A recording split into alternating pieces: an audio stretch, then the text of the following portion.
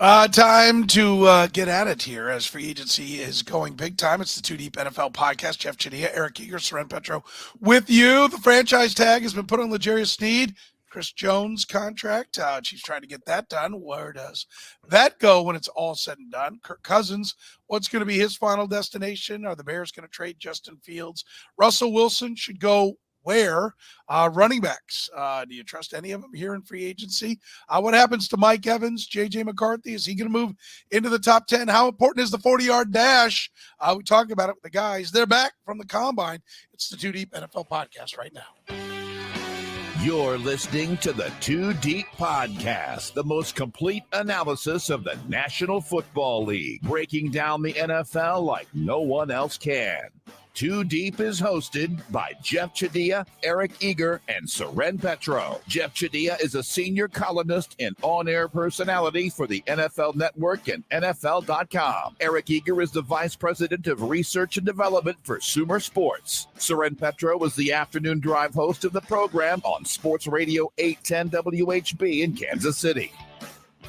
Two Deep is proudly brought to you by Gann Asphalt and Concrete, Kansas City's nationally recognized full-service paving and pavement maintenance contractor, making parking lot problems disappear since 1994. Free consultations, no commissions, in-house crews, and every project comes with a written warranty. Find them online at GannAsphalt.com or call 816-484-3338. Gann Asphalt and Concrete. One contractor, all things parking lot. Now, here are the hosts of the Two Deep Football Podcast, Jeff Chadiha, Eric Eager, and Soren Petro. Thank you very much, Curtis. Off and running here on a Tuesday and a lot to get to. Let's start with the free agent side of things. Kansas City Chiefs, the two-time defending Super Bowl champions. Two of their biggest defensive players are up contract-wise, L'Jarius Sneed and Chris Jones. They make the decision to put the franchise tag on L'Jarius Sneed to continue to negotiate. Full disclosure, recording here a little bit in advance, so we'll see if anything's happened in between when we air and when we record this. But as we sit here, Chris Jones, they think they can get something done with, I guess. Jeff, L'Jarius Sneed, they've got the tag, and they've told him, hey, we're also going to look at trading you. How's this play out when it's all said and done? Well, starting with Sneed, I'm guessing the play here is, we talked about this before on the show, that, people are aware of in the building of this knee condition he has that was an issue in training camp, that we don't know the full severity of it. It's been talked about as being a congenital thing. But if you're allowing him to go out and pursue a trade, you're saying, let's see if other teams, how they feel about this. Get you in, their medical people can examine you, and you can see what kind of deal you get out of it. So you can actually set the market for us, and you can help us see if we can get a discount on you if it's not that great of a market, or if we can get some kind of return on a trade from you if somebody really wants you that badly. The way I understand it, there's already been teams that have been interested, in trading for him, as they should, because he's played at an all-pro level. But he is easily the easier guy to work with, just because the franchise number is lower. He's talking about $19-20 million. They can carry that on their books while they're looking around for other players. And if they end up keeping him or working a long-term deal, that's, a win as well. I still think Chris Jones is gone. I think once you make that move with Sneed and you're saying we're going to lock him up, whatever they say about wanting to work out a deal, I think is sincere. I think that he'd love to be here, but any agent worth his salt is going to say, we're going to wait until March 14th to see what's out there before March 14th. They've already talked to people surely at the combine about what his value is. And his number's gone up. I thought it would have been $90 million in guaranteed money to get it done. Now it's going to be $100 million. He's going to want to be paid in the Nick Bosa, Aaron Donald level. And one, I don't think it makes sense for them to do that. But two, the money to do that is hard to find in their budget. And so, yeah, I still think that it sounds great. You say all the right things PR-wise. You want your fans to believe you want him back. But when they franchise Sneed, that told me that Chris Jones is leaving town. Eric, what's easier to figure out here? What they should do or what they will do? I think should, because I think it's I just, with the Chiefs, it's unpredictable. Like, they have a number for a player, and they generally speaking don't go above that. So, and the actual specifics are, as you guys know in the media, like the hardest things to find. So, when they say they're interested in Chris Jones, which I believe it to be true, I think I have a few sources who are in the league that are saying like Jones is the priority long term. But I don't know what that means. Does that mean 27.5? Does that mean Jeff's throwing out 100 million guaranteed? Like, what do those numbers mean? Because for Kansas City, and we talked about this on the Red, we talked about this on the Red, Gold, and Bold before. For Kansas City, they don't go above and beyond numbers at this point, and there's no reason for them to deviate at this point, considering the results of the last 2 years when they've taken a more measured approach. So, I think what they should do is fairly plain, which is use up the franchise tag while you have it on Sneed with the extra salary cap dollars from the cap going up and cutting MVS. Hold on to that. Try to get a high day 2 pick, and try to work out a deal with Chris Jones, but don't go above a certain amount. That to me would be the prescription. What they might do is go above and beyond for Chris, but that would be breaking the mold of what they've done for the last 2 years. What is the likelihood that Chris Jones, how long will he play at this high level? 2 years, 2.5, I think is a reasonable estimate given the way, like, he has legitimately gotten better at, like, early on, he was kind of like a fat kid that like to rush the passer. And now he's like, I think a legitimate, now he's not a great run defender, but he's like an every down, 1,000 snap guy now. And that he's gotten better physically, I think, as his career has gone on. And we've seen with the, Calais Campbell, DeForest Buckner, older players on the Cam Hayward, and older players on the interior of the defensive line. Once you get past a certain age, it's kind of just, they can play for a long time. And I think Jones has reached that. Whereas I think early in the career, it was not a lock that he would. Comparing anybody to Reggie White, Jeff, is a stretch, right? Like, Yeah. Reggie White's arguably the best defensive lineman that ever played. 1-1, yeah. But he had that grown man strength, and Chris Jones seems to have a little bit of that. He's a longer player, taller. I think that adds. It's not just quicks, off the ball. It's not just explosion. There's a leverage aspect to what he does. I do kind of feel like, on the open market, if you're a team, because to me, whether or not he stays with Kansas City depends upon what gets offered outside of Kansas City. Yep. Right? If somebody blows it away outside, I think to Eric's point, I think Eric's right. They've got a number, and they're probably going beyond that number comfort-wise. They see him as their guy and a pillar in the locker room, and they'd like to have him. But if somebody will blow him away, so the question is, will somebody look at him and go, we will get high level for a minimum of 2, if not 3 years? And Reggie White was the guy that played well into his mid-30s. Like, how much does Chris Jones maybe have a chance to be very good at 30, 31, 32, and have somebody make this deal and come away, looking good the way the Packers still to this day talk about? This is the Red Lobster. They brought Reggie White too. And where they signed Reggie White was right here at this Red Lobster. Yeah, look, I think you just need him for 31 and 32. Because really, if you look at where the Chiefs were when they started this run, Frank Clark was kind of a poor man's version of what Chris Jones is. Or it might have been the same kind of guy, really. He was a guy who was talented, a guy who had success, but he was going to be expensive. And what they paid for in Frank Clark was the championship. Everything that came after it was, okay, he cost too much money. Why we got him here, blah, blah, blah. But once you win the championship with him, then it's like, okay, it's worth it. So that's why I think it's hard for the Chiefs to be able to compete with whatever numbers are going to be thrown out there. Because if you're the Detroit Lions, you have a ton of salary cap space. If you're the Houston Texans, have a ton of salary cap space. It means a lot to pay that extra whatever, 30, 35 million, that when he might not be that good, to have him give you a chance to win a championship this year. The Chiefs don't have to play that game. That's why I say he's gone, because Eric's right. They're going to have a number. The number reportedly the last time around was $54 million in guaranteed money over 2 years. I guarantee you Brett Veach is scared to death about the idea of giving him a third or fourth year at some decent level of compensation. And so that's where you're going to have, you're going to be at loggerheads. You're really going to have to figure out, how can we pay this guy market value? and still make him feel good about what we're offering him. And I don't think being a three-peat is going to do it for him. Once people show you who they are, you believe them. Chris Jones said a lot about wanting to be here last year, and he spent the whole offseason holding out. He's going to want a lot of money, and the Chiefs probably don't want to pay him as much as he wants. Yeah, he'll be 30, by the way, in July.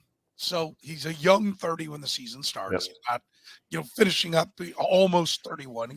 He'll be a young 30 when the season begins, which is one of the reasons why the Kansas City franchise always goes for young players, by the way. Chris Jones was that. That's one of the reasons why they drafted him, was they think there's more growth there. And he's been that. You mentioned the biggest cap spaces: Washington, New England, Tennessee, Chicago. Yep. How much of the Bears, a team that was 8-9 and with a GM and a coach, to me, that's it. Like the ones that will overpay are the ones that got to get to the playoffs no matter what. Right now. Yep. And so that's the Bears. That could be the Colts in the environment that they live in with Irsay as the owner. You mentioned the Texans. They feel good about themselves in the Lions, and it is a finishing piece. But they're also so close that do they have to be a little bit more financially sound, where the team's like, listen, we'll take 10-7 and a first-round exit because it saves our bacon. To me, are the ones to watch, right? Like that's why I think if the Bears aren't all over that move, I don't know what they're doing. Yeah. You're right. Those are all valid points, all valid teams. And it really comes down to what he wants. I mean, I know it's hard for fans to hear this. And by the way, I love when people, there's a small minority label me a Chiefs hater. But I remember vividly all the hate coming towards Chris Jones when he was holding out and people saying, he's a bum, he's overrated, whatever, don't need him. He's got tremendous value. And ego plays a lot in this as well. I promise you, for Chris Jones to be able to have a headline that says he's the highest paid defender in football or the highest paid interior defensive line in football is quite appealing to him, certainly to his agents. And what I said before, I think last year the Chiefs were wanting to pay him as the second best interior defensive lineman in football. He's not the best. Like, he surpassed Aaron Donald this year in terms of what he can do and what he can still offer at this age. And yeah, if you're a young team, a team that wants to be in the playoffs, a team like the Bears, yeah, he has just as much value to you as he does to a team that was in the playoffs last year.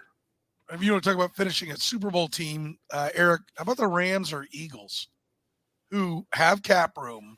And the Rams have always been about this all-in mentality. And the Eagles, I mean, Nick Sirianni barely survived. It's championship or bust. Like, if you're about to fire the guy after, the season he had to follow up a Super Bowl year, like, if it's not Kansas City, where is it for Chris Jones? I tend to think that the teams that you're talking about, the Bears being one. I know the Bears were, Ryan Poles has that connection with Kansas City. I know that was a team that in trades was briefly brought up last year. So that's one. I think a team like, Green Bay's never made these splashes, and I don't think that they have the money, but a team like that could surprise you, right? Where they're like, okay, we're going to try to get over the hump here.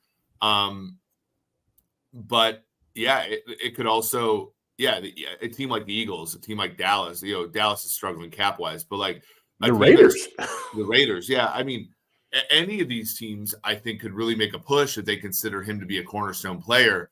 And that gets back to the whole part where it might increase the chance of him coming back to Kansas City, because you go take one look at Chicago and say, well, what is the long-term plan here? Well, it's drafting Caleb Williams and hoping for dear life that he's good. That might not be appealing to a guy of Chris's, history. Eric, you really think he's going to be that nuanced about it? What's the long-term plan is where's the check? Yeah, true. But and Detroit could be another one. I do think Detroit is one where it's actually remarkable, Jeff, right? Detroit basically swung and missed at every single defensive acquisition last year, other than Brian Branch in the draft, and they still made the NFC Championship game. I think that they feel empowered to be if we take some moves here on that side of the ball, we're going to win the Super Bowl. And I think that might play into Jones's hopes as well. And let's be clear, 3 championships, 3 rings. If anybody is, okay with taking the payday. Yeah, taking their ball and going home. Yeah. He goes, oh, don't you want to win a championship? Got 3 of them. TVs right here. Yeah, So I think Chris Jones can go for the check. Where's it end with L'Jarius Sneed? Anybody got a prediction on where he ends up landing? Is it KC? Is it Detroit? I like Detroit. I thought Detroit makes that. It'd be weird to see Chris Jones and L'Jarius Sneed in Detroit, but I feel like the Lions again with the space they have and the need they have in the secondary. They also have a lot of day 1 and 2 picks that they could trade without it being a huge freaking deal for them. Yep. Yeah. All right. So Detroit's one. It's also Green Bay. Green Bay. The reason I brought them up is not so much about Jones going to Green Bay. It's about what Green Bay represents to the rest of the NFC North, because the Lions rebuilt and were planning for such a time as this, and the Bears are rebuilding, and I think they believe that their time is now. Green Bay coming up for air with another great quarterback is screwing over all these teams' plans. In that, including Minnesota, who's now I think firmly 4th place in that division, especially if they don't get Cousins back. So there might be desperation. I think the Chiefs might be able to get something out of Detroit more than they otherwise would because of the Packers and what the Packers represent, which is, oh my God, here's another 2 decades of great quarterback play. We better get ours now. And I think that factors into how Detroit drafted last year too. Yeah. All right. Couple spots to look for, and we'll see how that one plays out. But it's a big one with the defending champions. Of course, we're brought to you by our friends at Gann Asphalt and Concrete. Free consultations, no commissions, in-house crews. Every project comes with a written warranty. Gann Asphalt keeps your parking lot safer, helps you and your business avoid unnecessary delays and costly expenses. Find them online at GannAsphalt.com. One contractor, all things parking lot, Gann Asphalt and Concrete. Jeff, does Kirk Cousins... I know Eric can't wait to talk about Kirk Cousins. He's loved in Minnesota. So we'll give you first crack at it. Does Kirk Cousins end up in Minnesota, or does he move on? Atlanta, we've heard from Eric. We hear a lot of conversations, a lot of places. Devontae Adams is talking about wanting to catch balls from Kirk Cousins. Where's this one play? Well, I can tell you, whenever you start hearing a lot of talk about how much you're loved, how much they care about you, how much you mean, which is kind of what's happened with Chris Jones in Kansas City. It's always kind of a warning sign about where things are heading. And there was a lot of love being thrown towards Kirk Cousins in Indianapolis this past week, from the general manager talking about how they can win a championship with him, and the head coach talking about how close the families are. It just feels like Kirk Cousins is going to be playing somewhere else next year. I was texting with someone in their organization, and they were like, "Yeah, he makes sense if we can work out everything else around him," which means, again, there's a number that they like for him, and there's a number they're not going to go above for him. And a lot of talk about Atlanta. Eric brought up the fact that his wife is from there last week, and they don't have a ton of salary cap money, but they have an owner who's tired of watching bad quarterback play, and he's got a lot of guys they've drafted skill positions, so they want to see do well. The defense played well, and that division, once again, is going to be up for grabs. So Kirk Cousins likes his money. He's gotten used to a certain lifestyle, and the belief there is kind of like what it is in Kansas City, which is if they can't get him locked up before March 13th, he's gone. And so I think he's going to be some point. I think he'll be in Atlanta. I think it's of note we don't hear Justin Jefferson saying we got to have Kirk Cousins, right? And we hear Minnesota saying we got to have Justin Jefferson. Yeah. So it seems like that would be the guy you want on your side. Isn't he? Well, he wants to get paid, right? But isn't more money for him? Isn't that voice strangely absent in this whole conversation? I mean, Eric. I mean, okay. Let me give you guys an idea of why. So Justin Jefferson got hurt in the Kansas City game. He came back after Kirk Cousins got hurt. And these are the numbers that Justin Jefferson put up with such luminaries as Nick Mullen. So Nick Mullen started both Detroit games. Justin Jefferson in the first Detroit game, 6 for 141 and a touchdown. Justin Jefferson in the second Detroit game, 12 for 192 and 1. I don't think Justin Jefferson – I think the injury to Cousins has shown Jefferson that, he's the boss. Yeah, it's insane. Justin Jefferson is, and I know this, people get after me. This is not the best metric for wide receivers, but it tells a story historically because we don't have great data back to the 90s on this. Justin Jefferson averages 10.2 yards per target in his career. Playoff MVS averages like about that, right? So we're talking about being able to sustain that for 4 straight seasons with a milquetoast quarterback, and then Nick Mullins, Jaron Hall, Josh Dobbs at the end of the thing. Like, I think Jefferson is very aware of who the quarterback on that team is, and it's him. And I think that's why he's not saying, hey, pay Kirk, because the Vikings are being, and again, I'm friends with some people, the Vikings are being a little stubborn about the whole, we're not going to guarantee money after the first year. I feel like that's the break glass in case of emergency. They got to like get away from that. They got to give Jefferson all the coin.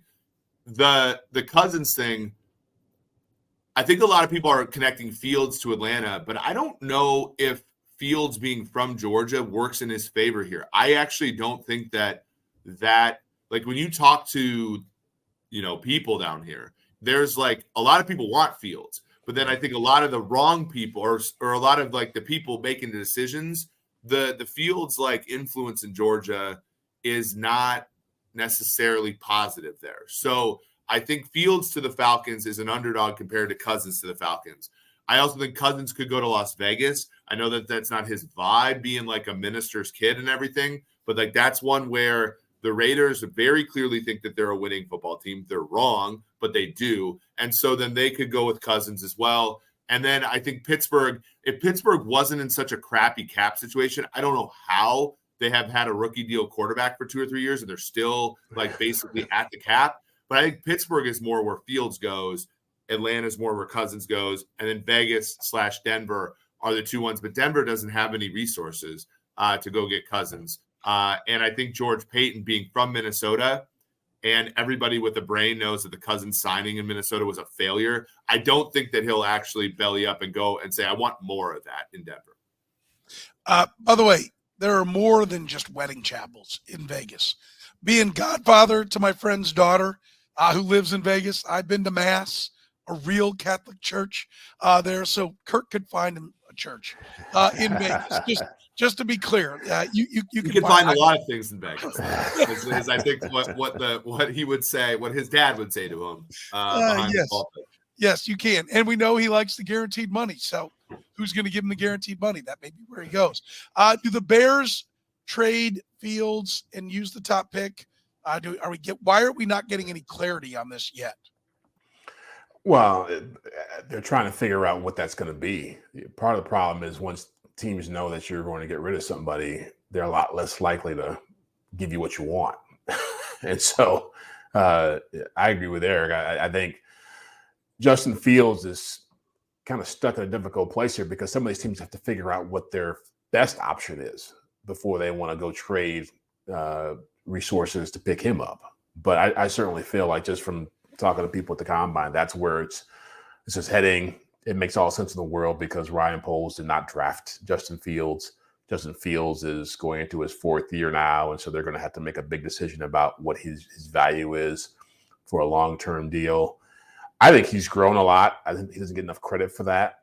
But end of the day, if you're talking about betting on a guy who you think could get it done versus resetting your watch over an organization with a first-round pick, 2 top 10 picks, a boatload of cap money, and an ascending defense, I'm going with plan B. So it makes all the sense in the world that they're going to move him. What is the ceiling for Justin Fields in your mind? What would you put the ceiling on? Let's all throw our ceiling on Justin Fields. What's the best he can be? I think he could be Jalen Hurts. I think if it's, everything went right for him, he could have, and he got the right coordinator. I mean, again, he's one of these guys who's had 3 coordinators in 3 years. So you get him with someone like a Shane Steichen, that kind of a mindset, I think he could really play well. I don't think it works with him in Atlanta, so to speak, for different reasons what Eric's saying, because Zach Robinson is a coordinator down there, and he's from that Sean McVay tree, and there's a lot more stuff they want to do that fits better with pocket passers or guys who have more of that to them than running ability. But I feel like he's got a lot more upside left to him. All right, Eric. Yeah, I think Alex Smith comes into my mind. Yeah, there you go. There's mine. I should have gone first. And I think Justin's more athletic than Alex, but I think they're both black and white quarterbacks in that when Justin decides to run, he's terrific. When he decides to throw, he's pretty good. But the NFL requires that in between, and Alex always struggled with the in between. Like the pocket's muddy. Can you get off your spot and make a throw? I don't think either guy's all that great at that. Yeah, I think it's a great comparison. I think you meant they're black and white as far as they can do this. Like they don't live in the, like Mahomes is in the gray area all the time. Right. And like we always compare people to Mahomes. It's not fair, but he's like Fields is either gonna run, like he's bobbing his head, and like Alex used to bob his head and it was a takeoff. It was a black and white. Either he was running or throwing. There was no gray area with him in between plays. And he was a good enough athlete, like not as good as Fields, of course. Fields is, I think, quite a bit better. But like he was a good enough athlete where his running was a plus for the Chiefs. And he was a good enough thrower that if the pocket set up nicely, he could make throws. Fields is the same. But in the NFL now, it's even more imperative to be able to live in the gray areas.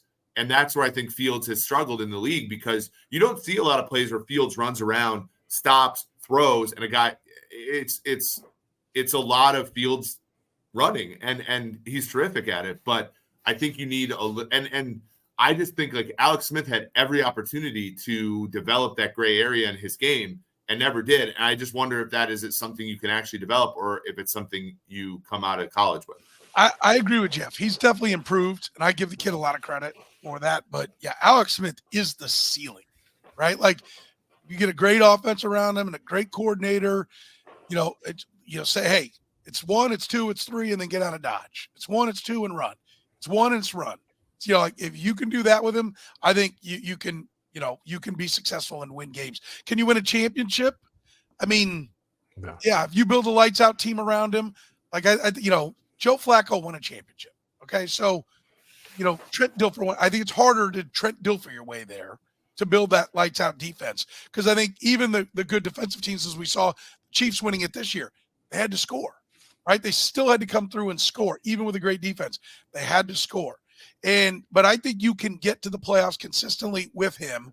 If you would plug him into Andy Reid's system, they would look a lot like the Alex Smith Andy Reid Chiefs, right? That's what it would look like. But I think we've seen enough.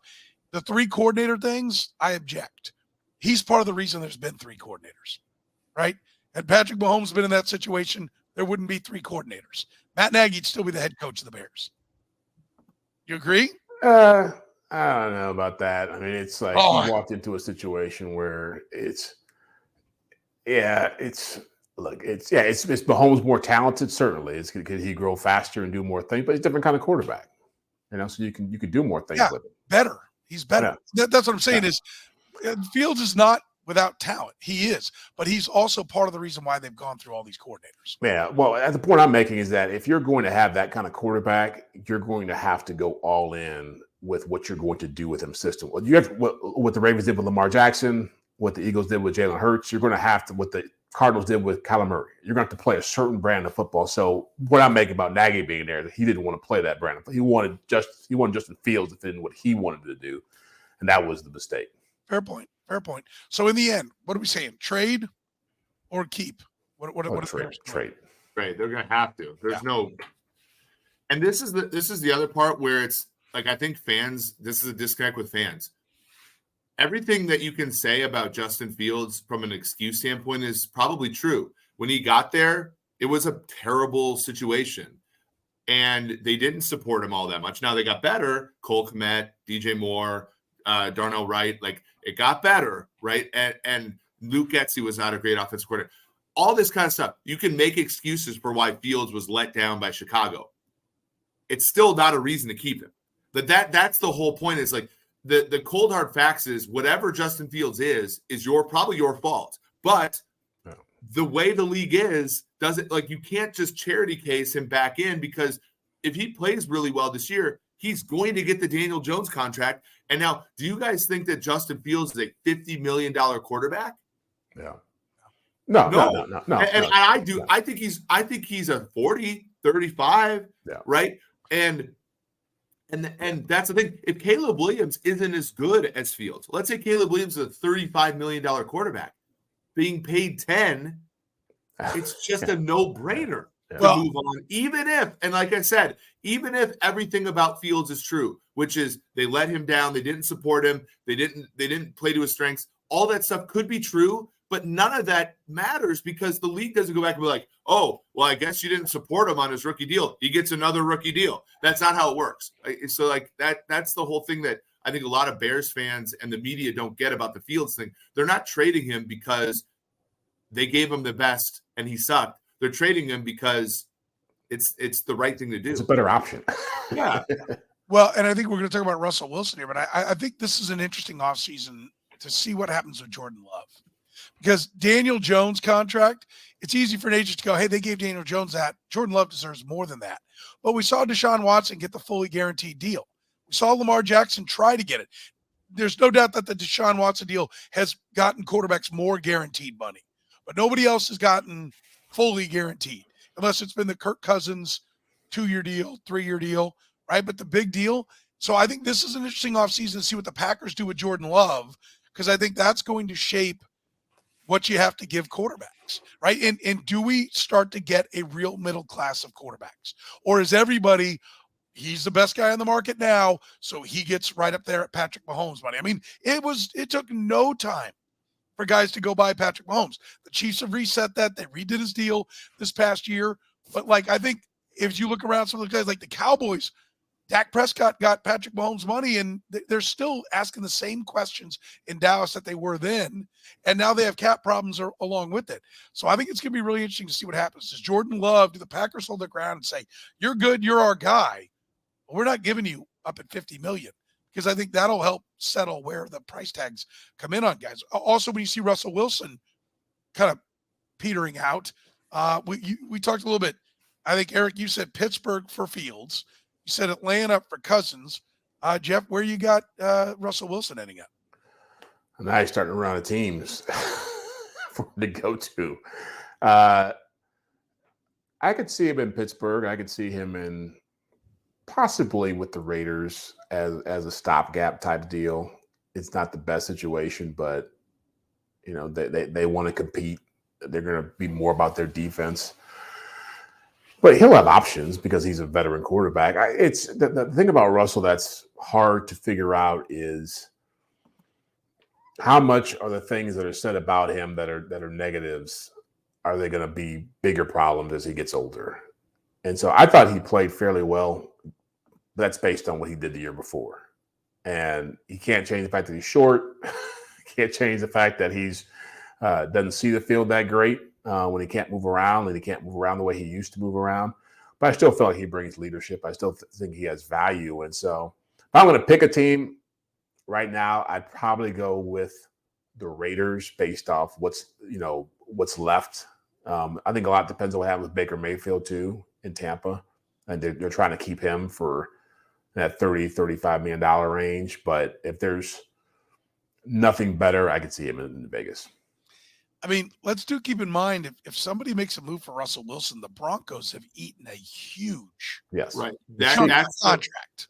That's the one thing that people – so not only that, but Wilson has the play where he could go to like Minnesota, right? And Kwesi, very sharp guy, like, hey, I'm going to give you a league minimum contract because your goal for Minnesota is to build back up your reputation and to go start somewhere else. Minnesota's probably going to draft JJ McCarthy, Michael Penix, Bo Nix, maybe move up for Jaden Daniels. In any event, for Drake May, they're going to need a bridge.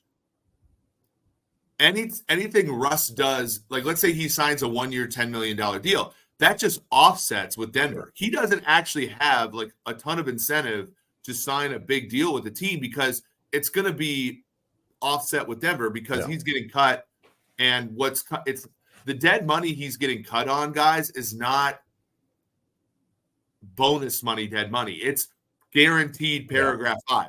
He's getting week-to-week checks from Denver this year, and then next year, because of the way it works as far as his guarantee, like he's getting guaranteed checks from the Denver Broncos this year, and anything he signs that's in addition to that is just cutting into what Denver has to pay him. So he could want to screw it to the Broncos and go to like Minnesota, LA, at Las Vegas and take like a 1-year minimum contract deal, he's going to make effectively the same amount of money, but they're going to be able to build a team around him so that he can rehabilitate his image and actually get a real starting job after that. That's the sell for Russell Wilson to a team like Minnesota, to a team like Las Vegas, to a team like Pittsburgh, is that it's going to be cheap, and then you can build around him for the 1 year to try to rebuild his image. Wasn't Vegas one of the teams that he talked about going to when he was still in Seattle? I thought the Raiders were on that list.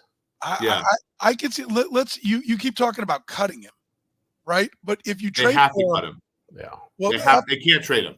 They can't. No. Well, so here's how it goes. So Russ next year has a guaranteed paragraph 5 salary that becomes guaranteed on the 5th day of this league year. So if they trade, which is the 20th, right? But there's no post June 1-ing trades, and that's why like Dalvin Cook, for example, was on the Vikings until June 1st, because the way that you can do it with cuts is you can cut a guy, designate it post June 1, and split the dead money over 2 years. That's what they have to do. So it's a weird, stick with me here. They have to cut him before the 5th day of this league year, but then designate it post June 1 so that they don't get the guaranteed paragraph 5 for 2025, but then they split the $85 million dead over 2 years. That's how the Broncos get out of Russell Wilson with the least amount of carnage.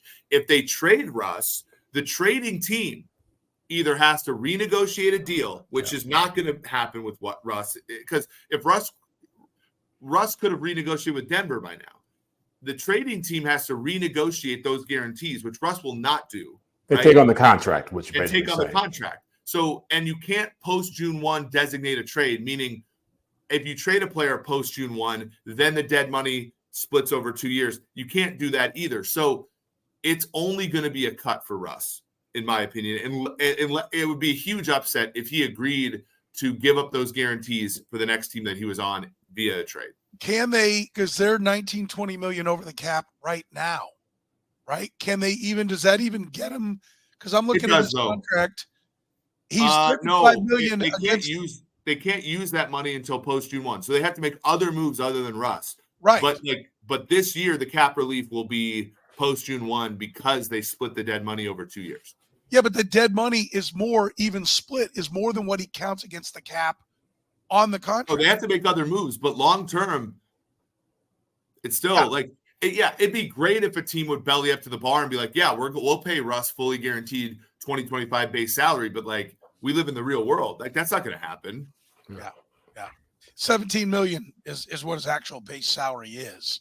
But to Eric this year, but it's what 30, isn't it 35 or something the following year? Yeah, it's some crazy number. It's 17 and then it's 37, 40, 44, and 50. Yeah, and that that paragraph 5 would go with him to the next team, but guaranteed 5th day of this league year. So they'd already have to be negotiating a contract with the trading team now. And I just don't think Russ doesn't that hasn't been part of the thing with him, because if he wanted to, his best move is to stay in Denver and to renegotiate if he wants to keep that contract. It very clearly doesn't want to. So where's he end up? What's your gut tell you right now? I think he's the bridge in Minnesota to JJ McCarthy or Jeff. I'll go Vegas just because it was on the list before. Feels either way, wherever he goes, he's a bridge to something else. Yeah, I think that's how they're viewing him. With free consultations, no commissions, and in-house crews, every project coming with a written warranty, can asphalt and concrete, keeps your parking lot safer. Nationally recognized full-service paving and pavement maintenance contractor. Parking lot problems, they've been making them disappear since 1994. Find them online right now at ganasphalt.com. One contractor. All things parking lot, it's Gan, Asphalt, and Concrete. Which running back? All the running backs that were going to form a new union. They can still do it. You just don't have an employer because they're all out there. Which one of these free agent running backs are you going after, Jeff? If you're a team, who's got the most? I'm a Josh Jacobs guy. So I know he was banged up at the end of the year, but led the league in rushing a couple of years ago. He's a pretty good receiver. Doesn't have the mileage overall that Saquon Barkley has. And Saquon Barkley's had some pretty big injuries to his legs. Derrick Henry, I think, is not even part of this conversation. Tony Pollard's too small. But I think if you're looking for a back to really bolster your offense, Josh Jacobs is your guy. I mean, people forget he didn't do a whole lot at Alabama before he got drafted, and he's only been in the league for 5 years now. So I think the mileage on him is much better than what you'll see on other guys. Eric? Jacobs is one that's interesting, right? Because he's 26 years old. I refuse to believe that a 26-year-old back is over the hill. I think Henry to the Ravens in sort of a complimentary role makes a lot of sense. I think Eckler to a team like the Chiefs in a complimentary role makes a lot of sense.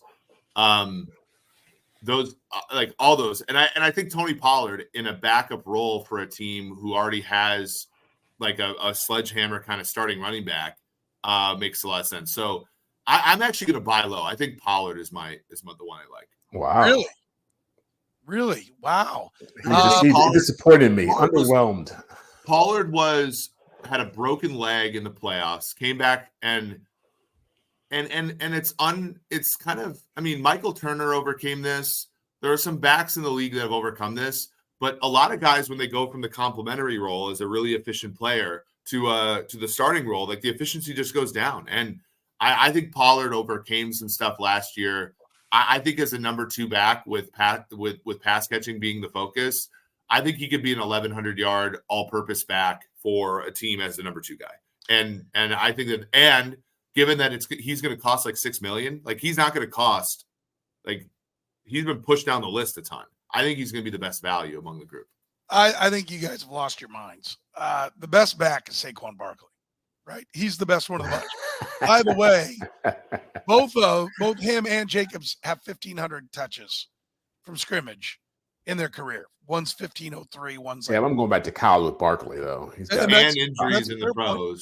That's a fair point. There was one year where we didn't know the difference, like because Devontae Booker had like a similar number. He was like wearing 28. Like we couldn't tell the difference between him and Devontae Booker one year because he was so huff after being injured. So we got to be careful about Barkley. Barkley at his peak is a great running, like a great, like top of the league running back.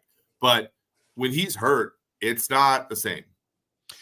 91 catches in his rookie year. I think Saquon Barkley's been a victim of bad teams, bad organization, bad offense. I think he is the best back out there. But like the Fields discussion, that doesn't mean you sign him. Just because he was done wrong by the Giants doesn't mean you have to charity case him in free agency. Which running back do you trust the most in free agency? Tony Pollard. Tony Pollard.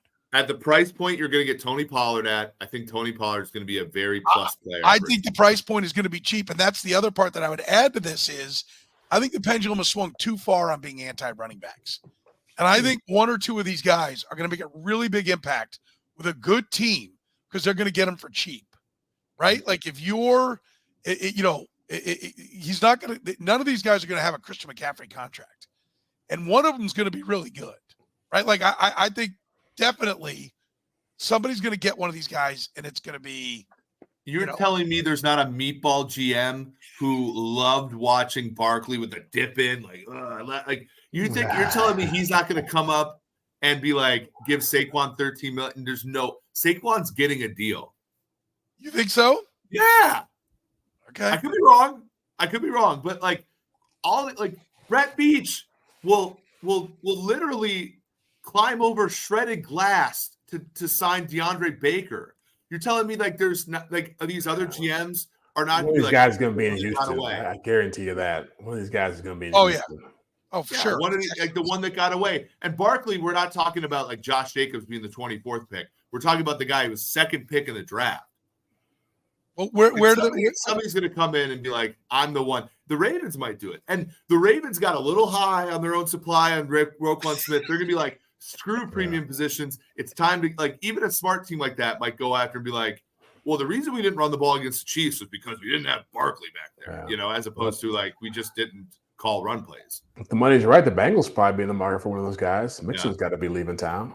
I don't know how they're going to do it, but Dallas is landing one of these guys. I mean, the cap situation doesn't say it, but they're going to land, and it won't be Pollard. That team works. They'll go. Saquon Barkley has Cowboys written all over him.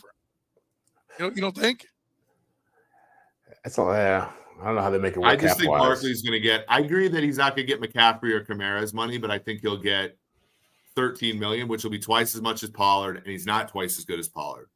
Well, you know what? Who hate all these agents are so sad that Pete Carroll's not still in the league because he'd be splashing big money. But no, Pete just uses day 2 picks on his guys, right?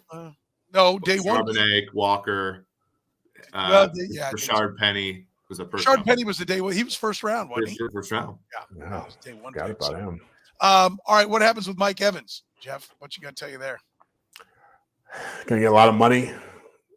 I suspect, and this was brought up at the combine, I feel like the Texans could be a good landing spot for him. They got a ton of cap space. He's from that area. He's from Galveston, which is like 45 minutes, an hour down the road from Houston.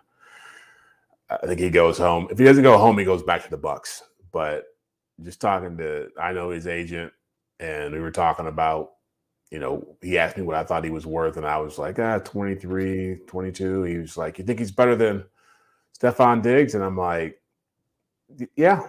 And I looked at Stephon Diggs, and Stephon Diggs is $24 million a year, average annual salary. So put $25 million up for Mike Williams on the open market. That's what he's going to want. And only so many teams can pay that, and I think Houston's one of them. All right, Eric?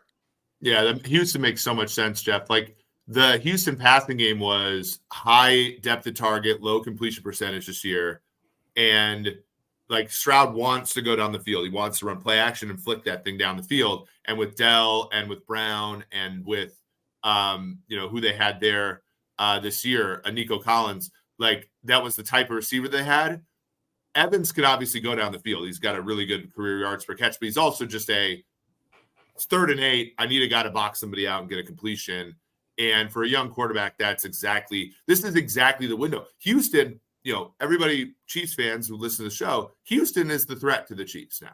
Like that is, and because of the structure of the league, and the fact their coach, D'Amico Ryans, has a clue, very smart, and Slowick stayed for another year to avoid the sophomore slump for Stroud. Houston is the second favorite in the AFC to the Chiefs. And if they get Mike Evans, like that to me feels like the gears are turning, because Evans can be Sammy Watkins from a value perspective, meaning you overpay him and it doesn't even matter because the quarterback has so much slack there. I think Houston makes a lot of sense. I do think Kansas City, they are going to try to make an effort for him. Yeah, they're interested. Yeah. Yeah. I just don't know if it's going to be like, I think it's going to be an or thing. Like, I think that the Chiefs their thinking is, if we're going to pay up somewhere, pay up for defense because Patrick can overcome everything. And that's like what the decision they made, in the draft, taking D linemen instead of O linemen and corners instead of wide receivers in the first round. I think that that's what keeps them from ultimately landing Evans. Is it's going to be a decision between Chris Jones and Evans. And I think they're going to pick Jones instead. Yeah, that'd be interesting. A lot of mileage on him at the wide receiver, not running back, right? But he's been around. I mean, he got into the league at like 20. So even though he's not that old, he's been playing a lot of professional football in his career. What happens with JJ McCarthy? What'd you guys learn down at the combine? You guys were down there. Jeff, is he going to make it all the way into the top 10? Does he? What is is this Mac Jones? Or what do we have here with JJ McCarthy? Well, not Mac Jones because he's way more athletic. I mean, he was the most intriguing prospect down there because he was the only guy who has top 10, top 15 potential who was throwing the football. People have mixed opinions of him because he did not carry the offense in Michigan. He could be up and down, but he's really young. He just turned 21 in January. He's very athletic. He's a winner, which matters a lot. He's played well in big time moments. I think it's what Eric alluded to, where a team takes him and sits him for a year. If you find a way to find a quarterback who can come in there and be a good veteran for you and set him up, maybe not as long as Jordan Love took, but just get him into a system where he feels like he can grow and put on weight. He's a skinny guy, so you wonder about if he's going to get hurt a lot. But yeah, he's going to be a top 12 pick. I think Minnesota, I think Denver, I think Atlanta, I think there's a lot of teams looking for quarterbacks. And so once you get past those top 3 guys, Penix and Bo Nix seem to be in that second group, but that second, but at the bottom of that first group, top of that second group is JJ McCarthy. Okay, where do you think? What's McCarthy's story in this draft?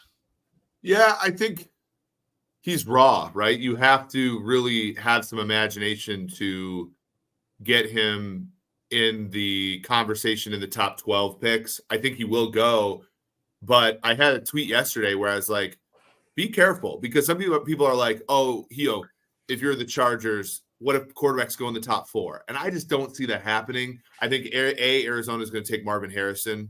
I think that's a lock. But the other part is, if you look at the history of the draft, the last quarterback falls every time. In the 18 draft, the betting market for number of quarterbacks in round 1 was 5.5. If you bet the over, you were not sweating Lamar Jackson going in round 1. You were sweating Mason Rudolph going in round 1. Drew Lock fell out of the first round. Jordan Love almost fell out of the first round.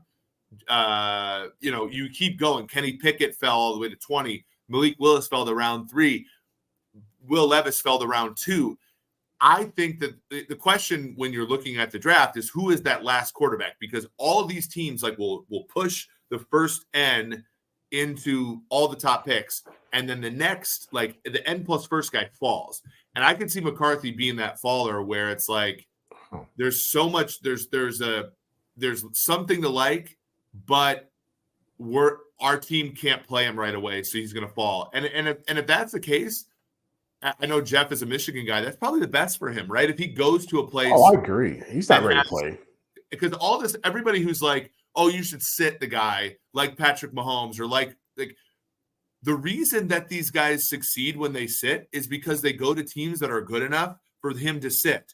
The Jaguars wanted to start Chad Henne the whole year Bortles was a rookie, but they were so ass it didn't make sense to play Chad Henne the whole year. So I hope for his sake he falls and he goes somewhere where he can sit for a year behind Russell Wilson or whatever, and that ends up being his fate. I fear that he's going to be Daniel Jones, and some teams are going to take him at 6, give the good old college try to Eli Manning for 2 starts, and then throw him out to the Wolves, and he's going to be a disaster.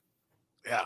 I think he's, are they better in the NFL now at assessing quarterbacks? No. No. There's just we are so much better at everything. Like the NFL draft, we are so much better in understanding how to play the game, meaning we know basic strategy. We know trade down when usually works, but trade up for quarterbacks. We know to pick swap it if you're moving up, to just do a straight up trade when you're moving back. We know premium positions. Most teams understand you take premium positions in the top end of the draft. You take kind of non-premium positions in the middle part of the draft, and then you fill out the end of the draft with premium positions that have high upside. We all know how to play the draft. Pick for pick, we are still a crapshoot lottery. This is in my this is in one of the chapters in my book. It statistically hold it flat so we can see it. Statistically speaking, no team is better at picking players than others. Is that a lobster? The course of a long enough time. A bird, a thrush. Okay. They assign you the bird. But you can do any statistical analysis and it'll show that after you adjust for the pick, where the teams are picking, it's pretty much a crapshoot. We are not, and quarterback, we are the worst at. But I understand that's volatile, but are they getting better? No. It's harder. Because the college game's so different. Yeah. I mean, and analytics has, let me just give you analytics. I mean, we at PFF, we were our research was the reason the Browns drafted Mayfield over Darnold. And I feel like that's a positive thing, but we were also the reason they drafted Mayfield over Josh Allen. And that's a bad thing because Josh Allen's much, much better. And, you look at take Herbert, take Josh Allen, take Brock Purdy. I even think take Caleb Williams now. A lot of times we overprescribe based upon the last year. Jaden Daniels' 2023 season is the best statistical year of any quarterback in this draft, including Caleb Williams' Heisman year.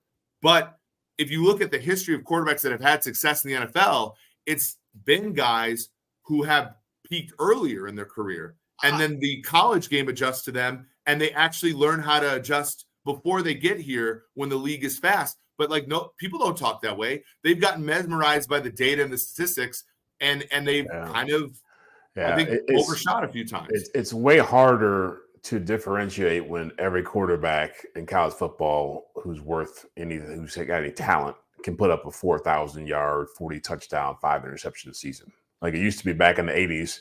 Here's Steve Young and here's Jamel Holloway. Like who's better? Like now it's just like all these guys look the same because the game is so much easier. I will object. I will disagree. I'll tell you, one of the things I do is track like the quarterbacks and where they were drafted that go into the playoffs. Here are your playoff quarterbacks this year. Josh Allen, first round. Tua Tagovailoa, first round. Joe Flacco, first round. Lamar Jackson, first round. C.J. Stroud, first round. Patrick Mahomes, first round. I feel like I got to raise my hand in Zoom here. Dak Prescott, third. Let me finish. Let me. You know how many teams play the playoffs. Hold your horses.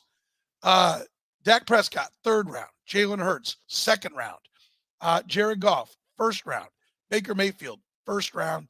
And then Brock Purdy, seventh round. You go back and you look year after year after year, there'd be 2 or 3 first-round picks and guys sprinkle from all over the place. Now, there was Kurt Warner and Tom Brady, who are kind of outlier exceptions of not being picked in the 6th round, and Brock Purdy's back kind of playing the role of Tom Brady. There are more first-round picks in the playoffs at quarterback than there used to be. They're doing something right. Now, I know what you're saying. More. Well, these guys changed teams. Yeah, but the pedigree is still that they were a first-round pick, and they're making their way to the playoffs. Okay, but let me just give you a little bit. Like I agree, but I would also say that's the like question is the point isn't that they've got it all completely figured out. The point is that I think they're better.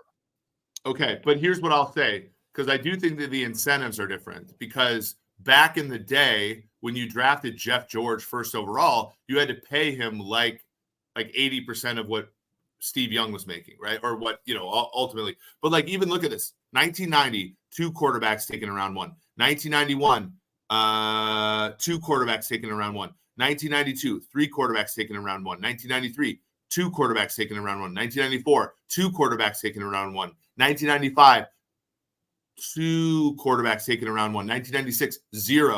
1997, Jim Druckenmiller holding it down, the only quarterback taken in round 1. 1998, 2 quarterbacks taken in round 1. 1999 was the one year they had 5. But like, we also just have more bites at the apple. Like when you talk about all these first rounders are getting picked. Well, it's like, yeah, but the corpses of like Trevor Lawrence and Zach Wilson and Mac Jones and all these other guys, like those other drafts back in the day didn't have Mac Jones, or like Mac Jones is a 3rd round pick in 1993 versus now he's a 1st round pick. And that's to my point of we're better at playing the draft. We know we should be taking QBs in round 1. We're not that much better at the hit rate, though. Okay. I mean, maybe it's semantics, Jeff, but I mean, prioritizing the quarterback is being better at building a team, is it not? Even take the shot. If you hit it, the rewards are immense. And if you don't, take the next shot. Maybe sitting around with mediocrity is not getting anybody anywhere. Yeah, I agree. I think people get so consumed by the round they go in. I did a story a few years ago, and I think it was when Alex Smith was still playing and Aaron Rodgers had won his MVP. And I was arguing that if you really want to determine who's going to be a great quarterback in the NFL, look at the amount of adversity they've gone through in their lives. And so the guys who tend to ascend to the top of the NFL food chain quarterbacks, the Tom Brady's, the Aaron Rodgers, Patrick's had some of that. Look at the guys now, the Josh Allens, Lamar Jacksons. Usually somewhere along the line, a la Michael Jordan, they had to go through something super painful that kind of drives them. And so that's what's harder to evaluate. The guys who tend to get drafted in the 1st round and don't pan out generally are the guys who've been coasting through every level of football they've been playing at, never had to go through anything to get better. So that's kind of how I look at it. Usually it's not so much 1st, 2nd, 3rd round. It's how tough is the guy? Yeah. I mean, my only point is whether it's prioritizing. I think Eric makes a great point. They're taking more shots at it, so there ought to be more 1st rounders up there. No. I mean, I think that is getting better at it, because if you hit on that, you're immensely better. Xavier Worthy ran a 4.2140. This is the fastest 40 ever. He knocks off NFL legend John Ross as the fastest 40 time of all time. John Ross, who famously was selected 3 picks in front of Patrick Mahomes by the Cincinnati Bengals. Largely, he had a very good career at Washington, but also he ran a 4.22. Xavier Worthy was a bottom of the first round, top of the second round, graded wide receiver coming into this process. What does the 4.2 140 mean, Jeff? Nothing. It means you get to be talked about on shows like this and on ESPN for a whole week. But generally, the guys who've run that fast in recent memory haven't been that amazing. Look, raw speed doesn't mean anything if you can't really transition that into play speed. And so I've watched Xavier Worthy play a lot, and I think he's a pretty good player. I think he's got a lot of upside to him. But generally, you can count on one hand the number of guys who are super fast who ended up having amazing NFL careers in the last few years. Obviously, Tyreek Hill being the top of the food chain right now. That's what the combine is for. The combine is for these kinds of amazing numbers. But the fact that Henry Ruggs is on that list, that people like here it is. We look at this. Xavier Worthy 4.21, John Ross 4.22, Kalen Barnes 4.23, Chris Johnson, great running back 4.24, Dry Archer, Tariq Woolen, DJ Turner 4.26, Marquise Goodwin, Henry Ruggs 4.27, Jacoby Ford, JJ Nelson, Jalen Myrick, Tyquan Thornton, Nate Wiggins 4.28, and then Zedric Woods and Javelin Guidry. And Wiggins was this year too. I mean, that's a lot of guys who Eric knows this. I've never heard of half those guys in the NFL doing much of anything. I mean, I remember Archer, who was like a running back from Kent State or someplace like that, wasn't he, or something like that? Yeah. But that's usually what you remember. Usually, once you have that number by you, it's all you're remembered for when it comes to the NFL. Even Marquise Goodwin. Marquise Goodwin's got a lot of bites at the apple.